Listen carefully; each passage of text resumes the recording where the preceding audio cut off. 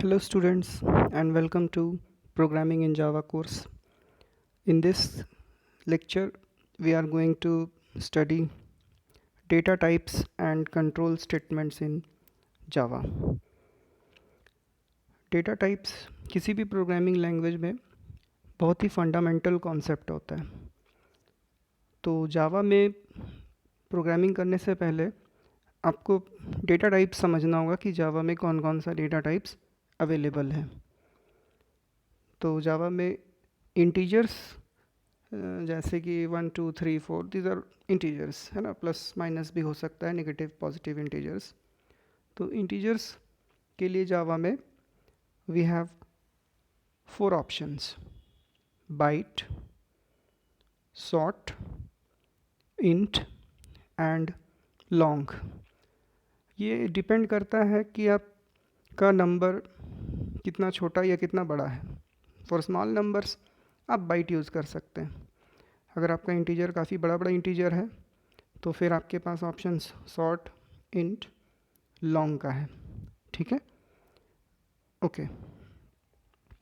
इसके अलावे we have some data type for floating point numbers. Floating point numbers जैसे 2.3, 4.5 ये नंबर्स। तो इसके लिए आपके पास 2 ऑप्शन अवेलेबल है, फ्लोट एंड डबल। फ्लोट का रेंज कम है, डबल का रेंज काफ़ी ज़्यादा है।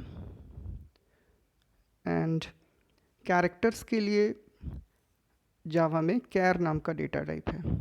ठीक है, और यहाँ पे याद रखिए कि जावा में जो कैरेक्टर या कैर डेटा टाइप है वो 2 बाइट का होता है, जबकि आप C++ में पढ़े हैं कि वो 1 बाइट का होता है। ठीक है, यहाँ पर कैरेक्टर को यूनिकोड के रूप में रिप्रेजेंट किया जाता है। ठीक है, क्योंकि जावा इंटरनेट एनवायरनमेंट के लिए बनाया गया है। तो इंटरनेट में तो बहुत सारा स्क्रिप्ट्स है, बहुत तरह का कैरेक्टर्स हो सकता है। तो उन सब को शामिल करने के लिए यहाँ पे जो डेटा टाइप है वो कैर है। ठीक है, 2 बाइट्स में काफ़ी ज़्यादा कैरेक्टर्स हो सकता है, अराउंड 65,000 है ना, which is a very big number. 65,000 around characters होना काफ़ी बड़ा कैरेक्टर सेट है। और इंटरनेट के लिए बड़ा कंपलसरी है कि आपके पास कैरेक्टर्स का ज़्यादा रेंज अवेलेबल हो, है ना। जबकि सी में 1 बाइट होता है जिसका रेंज 256 कैरेक्टर हो सकता है। तो ये जावा के पॉइंट ऑफ व्यू से सही नहीं है, इसलिए जावा में 2 बाइट यूज़ किया गया है कैर के लिए। And then a new thing, ठीक है, ये डेटा टाइप आप शायद C++ में नहीं पढ़े हैं, लेकिन ये special data type Boolean data type ये केवल जावा में है। ठीक है, नॉट इन C++। तो बूलियन डेटा टाइप क्या है? बूलियन डेटा टाइप जो है वो ट्रू और फॉल्स ही स्टोर कर सकता है। ठीक है, it can hold only true, false. कभी कभी कुछ ऐसा सिचुएशन हो सकता है जिसमें 2 ही ऑप्शन हो, या तो ट्रू, फॉल्स, यानी यस और नो। तो ऐसे सिचुएशंस को हैंडल करने के लिए जावा में बूलियन डेटा टाइप सपोर्ट किया गया है। ओके, अब ये टेबल तो आपको एकदम बाय हार्ट करना है। ठीक है, और इसमें क्या लिखा हुआ है? इसमें ये लिखा हुआ है कि कौन सा डेटा टाइप कितना बाइट्स ऑक्यूपाई करता है मेमोरी का। जैसे Boolean 2 bytes, byte 1 byte, char data type 2 byte, double 8, float 4, int 4। ये देखिए यहाँ इंट 4 है ना, जबकि C++ में और C में 2 होता है। तो आप लोग डिफरेंसेस जो हैं वो नोट करते चलिएगा, है ना। एक नोटबुक बना लीजिएगा और जो भी डिफरेंसेस मैं यहाँ बता रहा हूँ C++ और जावा में, तो वो नोट कर लीजिएगा। बड़ा ध्यान से सुनना होगा लेक्चर, और इस लेक्चर के क्रम में जहाँ कहीं भी डिफरेंसेस आएगा मैं आपको बताऊँगा, and you have to write in your notebook. ठीक है, C++ और जावा के बीच में डिफरेंस है ना, डेटा टाइप के पॉइंट ऑफ व्यू से। Long 8 byte, short 2। ओके, मैं आपको एक टास्क भी यहाँ देना चाहता हूँ। आपको रेंज पता करना है ना, कि बाइट का क्या रेंज है, कितना रेंज है बाइट का, फिर double, float, int, long, short. तो वेरी सिंपल एक्सरसाइज, ये आप पता कर लीजिएगा। You can use internet sources और बुक और any other source. Okay, so this is your simple task. Now coming to literal, शायद ही कोई प्रोग्राम होगा जो बिना लिटरल के हम लोग लिख सकते हैं, है ना। लिटरल क्या है? A literal is a constant value used in a program। हम लोग प्रोग्राम में जो कॉन्स्टेंट्स लिखते हैं वो लिटरल होता है। और जैसा डेटा टाइप्स है तो वैसे ही लिटरल भी उसी तरह से है।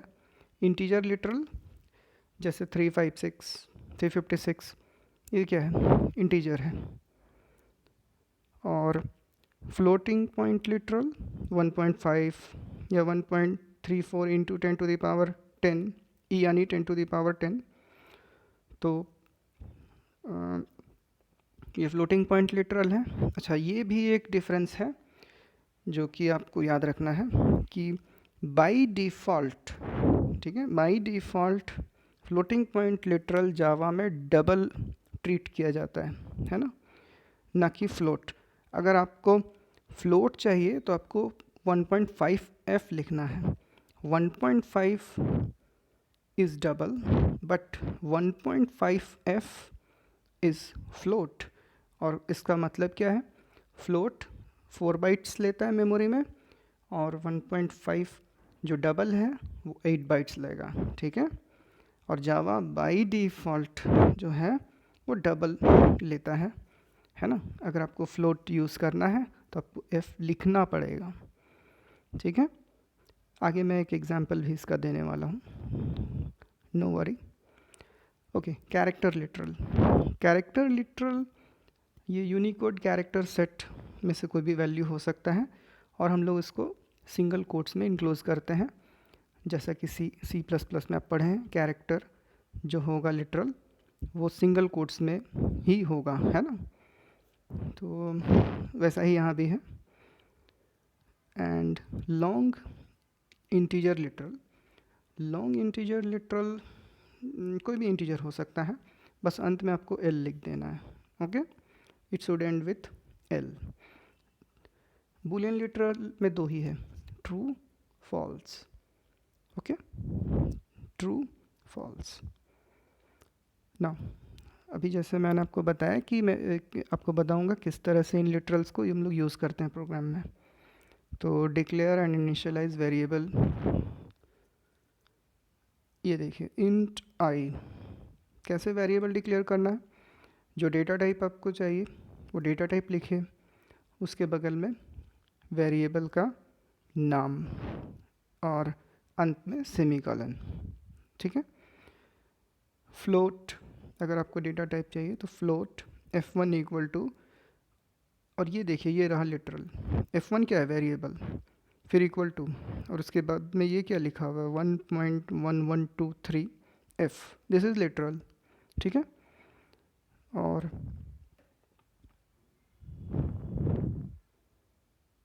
नेक्स्ट डबल, अगर आपको डबल डिक्लेयर करना है तो इस तरह से हम लोग लिखेंगे, ठीक है। डी लिखना ऑप्शनल है, अगर आप नहीं भी लिखते हैं तो वो डबल ही ट्रीट होगा। कैर, अगर आपको वेरिएबल बनाना है तो कैर डेटा टाइप यूज़ करिए। सपोज वेरिएबल नेम ch है equal to b, see this, b is enclosed in single quotes. And there is one more way, आप चाहें तो उसका यूनिकोड बता सकते हैं, है ना। जैसे 67 का यूनिकोड, ये b का यूनिकोड 67, ओके।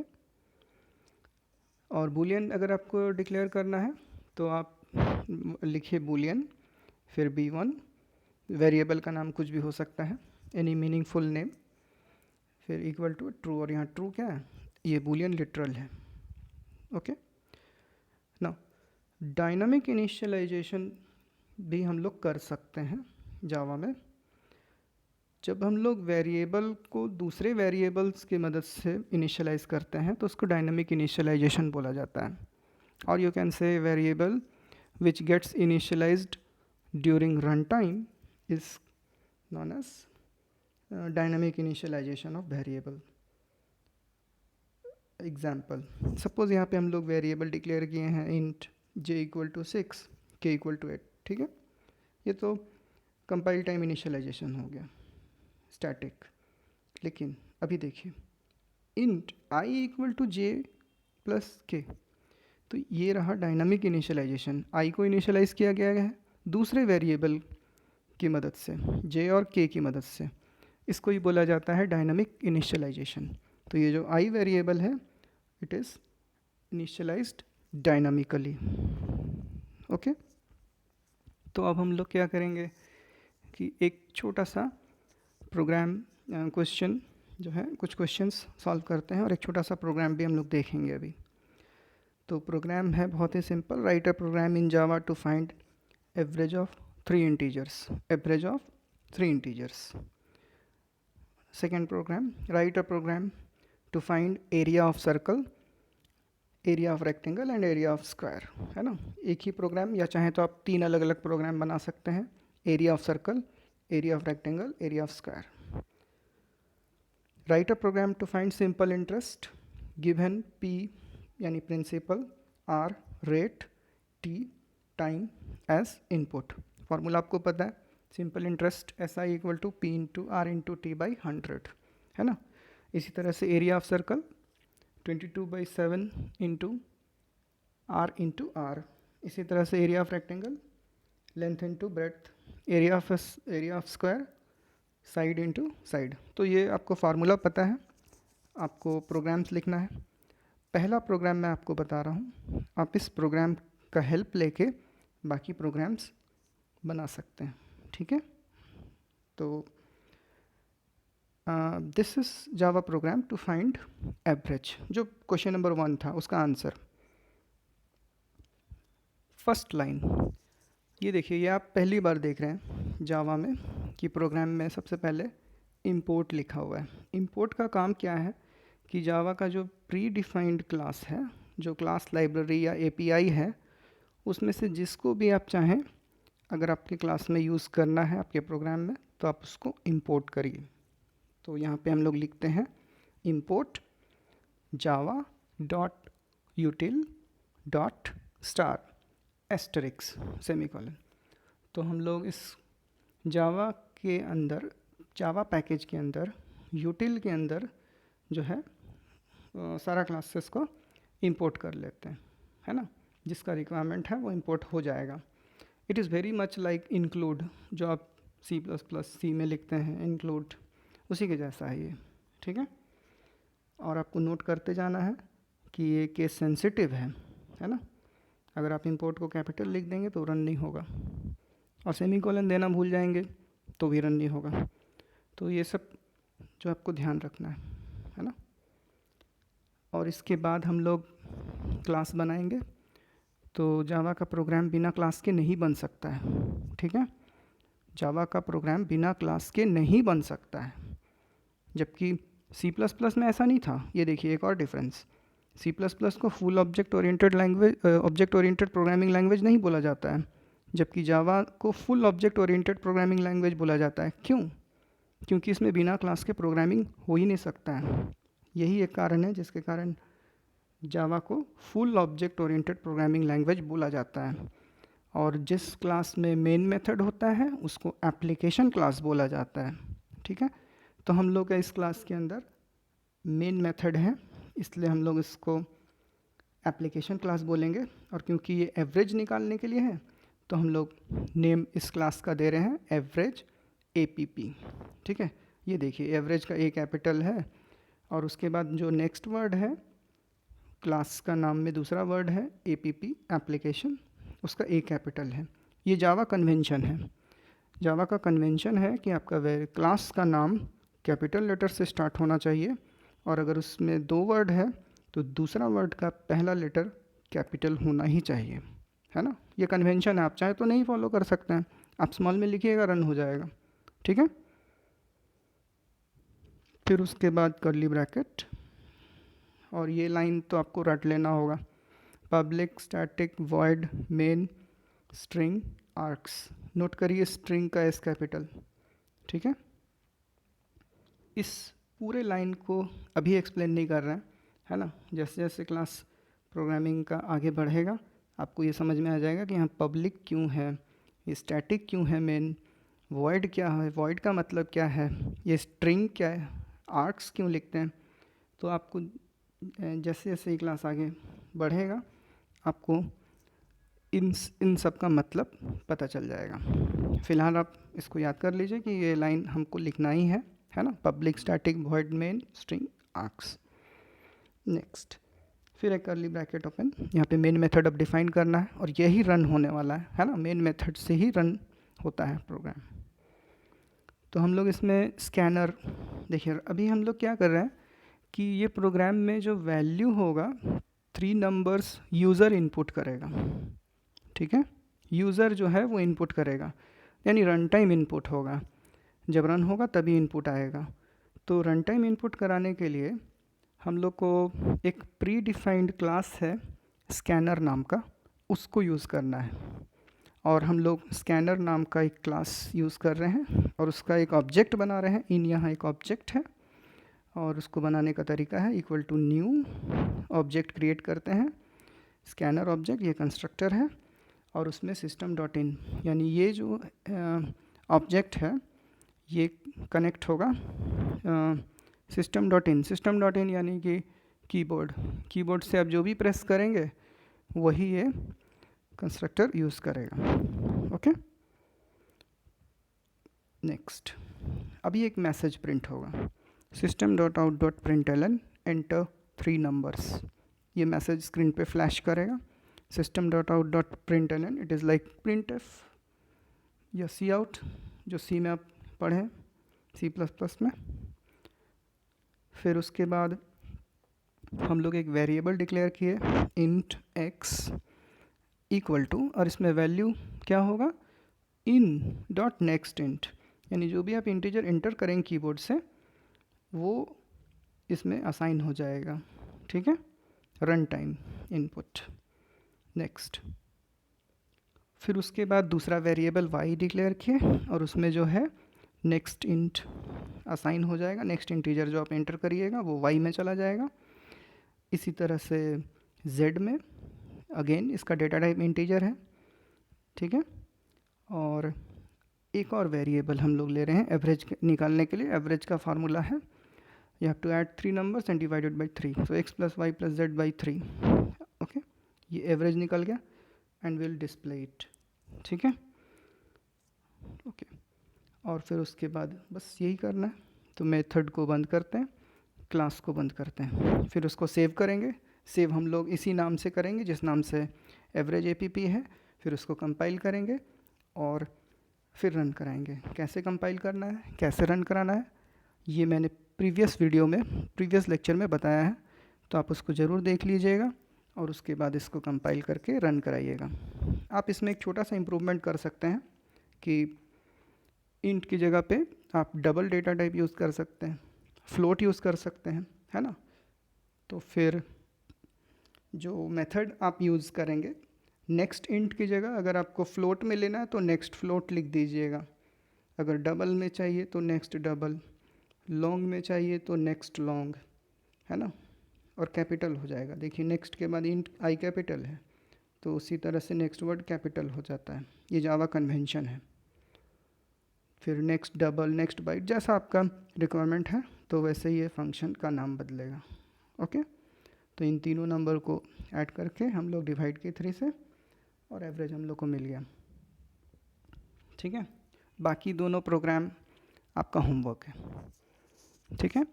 तो अगर आप ये प्रोग्राम समझ गए हैं तो बाकी दोनों प्रोग्राम आप खुद बना सकते हैं। नेक्स्ट टॉपिक अब हम लोग पिक करेंगे टाइप कास्टिंग, टाइप कन्वर्जन। जावा में 2 तरह से टाइप कास्टिंग होता है, इम्प्लिसिट टाइप कन्वर्जन या type casting, explicit type conversion या टाइप कास्टिंग, ठीक है। तो इम्प्लिसिट, पहले इम्प्लिसिट टाइप कास्टिंग क्या होता है। Java automatically converts one data type to another, ठीक है। एक डेटा टाइप को दूसरे डेटा टाइप में कन्वर्ट करना टाइप कास्टिंग कहलाता है या टाइप कन्वर्जन कहलाता है।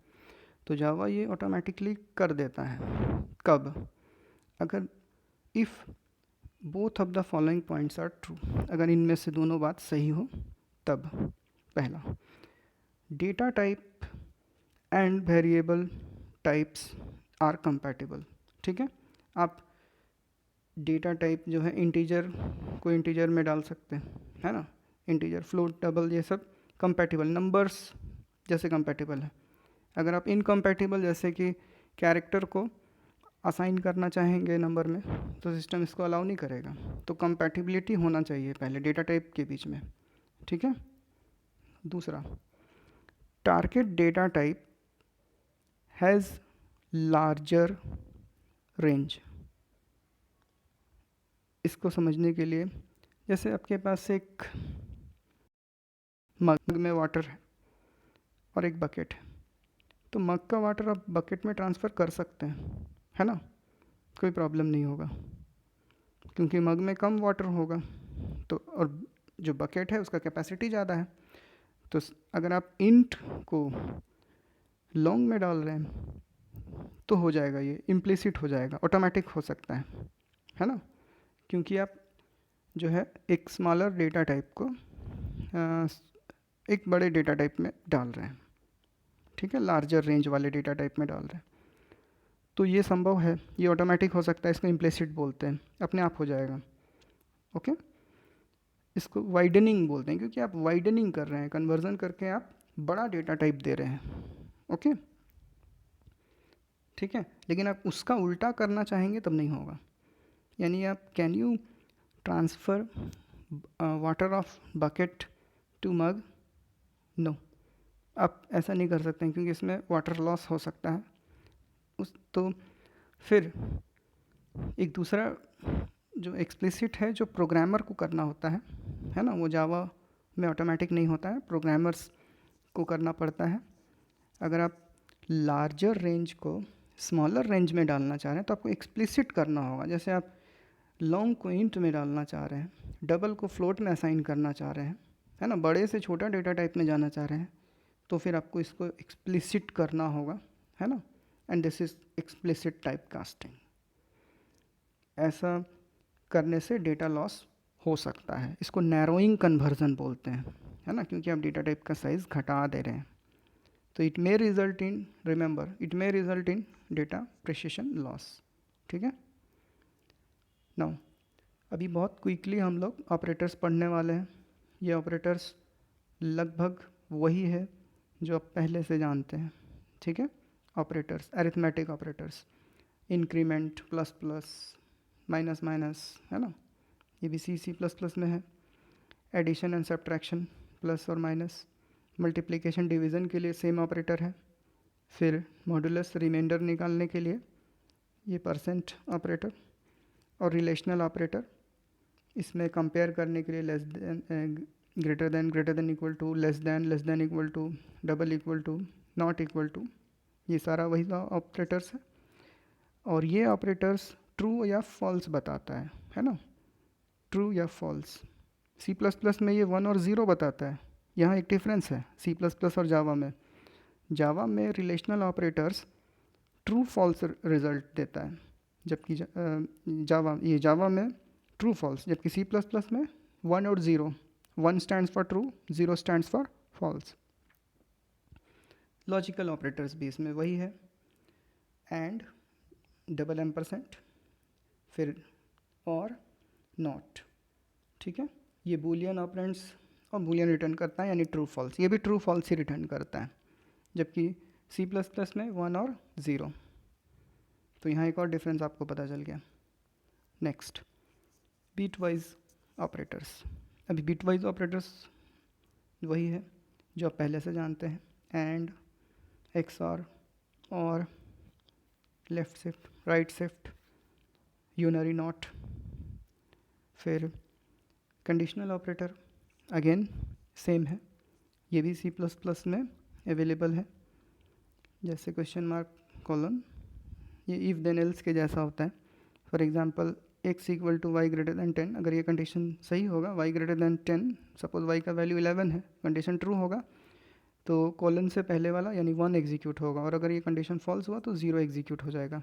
यानी अगर ये कंडीशन सही हुआ तो x में 1 चला जाएगा, कंडीशन फॉल्स हुआ तो x में 0 असाइन हो जाएगा। फिर असाइनमेंट ऑपरेटर्स, अगेन ये से पहले से आप जानते हैं, plus equal to, plus equal to, minus equal to and so on. ठीक है, जैसे कि ये a प्लस इक्वल टू 2 अगर आप लिखते हैं तो इसका मतलब है a equal to a plus 2। It's a shortcut. Assignment operator जो है ये सारा शॉर्टकट के रूप में है।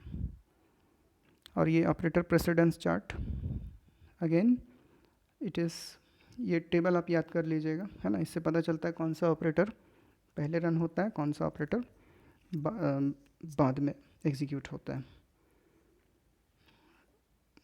और ये कंटिन्यूटी है, ये टेबल का नेक्स्ट पार्ट। ठीक है, तो आज के लेक्चर को मैं इसी पॉइंट पे एंड कर रहा हूँ।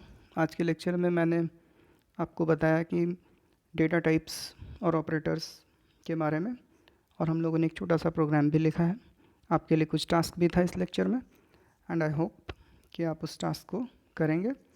ठीक है, और अगला लेक्चर जो होगा that will be about control statements या कंट्रोल स्ट्रक्चर्स इन जावा। ठीक है, तो that's it for this lecture. Thank you all of you.